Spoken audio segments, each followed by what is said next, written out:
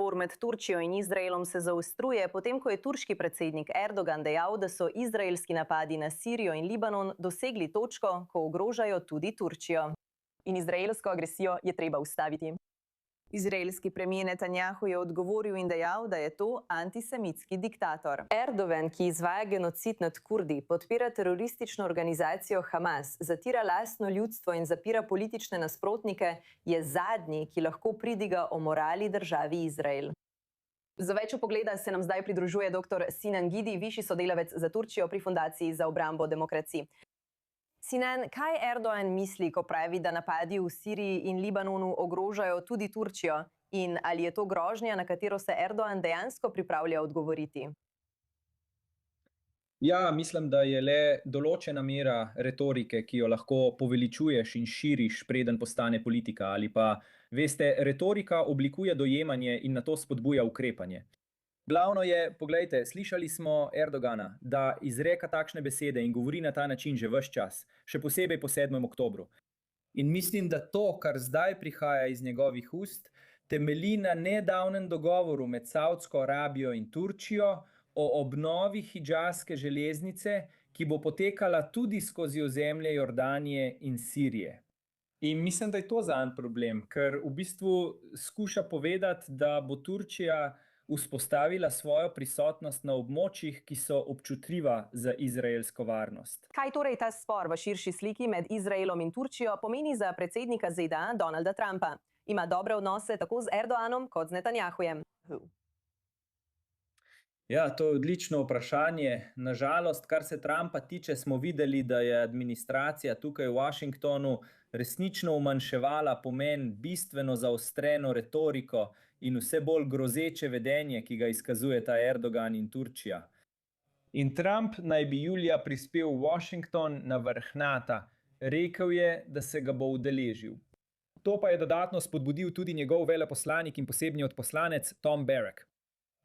Veste, to je frustrirajoč element tega, ker so poleg teh dveh v Washingtonu, tako na ravni kongresa, kot tudi drugi odločevalci globoko zaskrbljeni zaradi nenehnega stopnjevanja stališč Erdogana.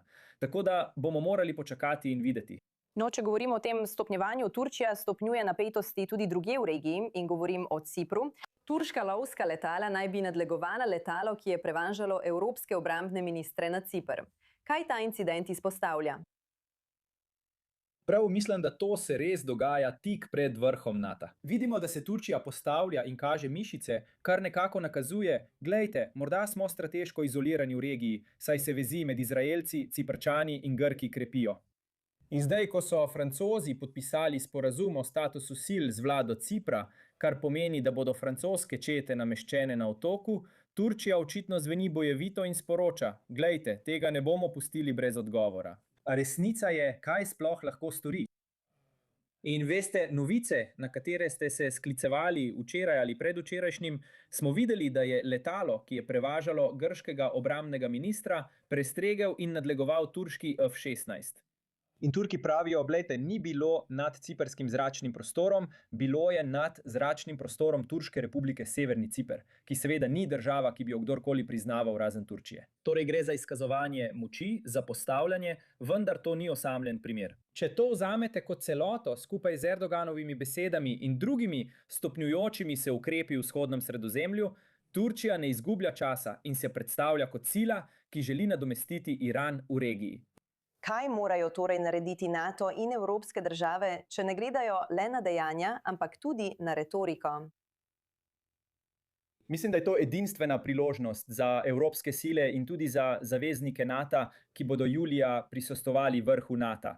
Toda še predtem je treba reči, poglejte, določite pravila, preberite jim lekcijo in recite, poglejte, veste, morda ste zaveznik NATO, partner in mi. Zanima nas sodelovanje z vami proti bližajoči se ruski grožnji, ki nekako meče senco na Evropo. To, da ne bomo tolerirali vašega sovražnega in bojevitega vedenja do obstoječih zaveznikov v regiji. Ne moremo dovoliti vojne med Grčijo, Ciprom in Izraelom. In vi, ker želite nekako revidirati morske in tudi ozemeljske meje v regiji. In se resnično poskušate prebiti na Bližnji vzhod preko Sirije kot naslednja glavna sila, ki bo imela vse vajeti v svojih rokah. In veste, Erdogan je pred kratkim pred svojo poslansko skupino dejal, da je treba Izrael ustaviti. In očitno to zbuja veliko zanimanja in pozornosti v medijih. Toda, če evropski in voditelji NATO ne bodo stopili skupaj in mu dejansko prebrali levite, se bojim, da bo Erdogan še naprej ostajal bojevit in nadaljeval z bojevito retoriko, če ne celo z dejanji. Dr. Sinan Gidi, zelo pomembna tema za razpravo z regionalnimi posledicami. Vesela sem, da ste z nami tukaj na i24 News English. Hvala. Hvala.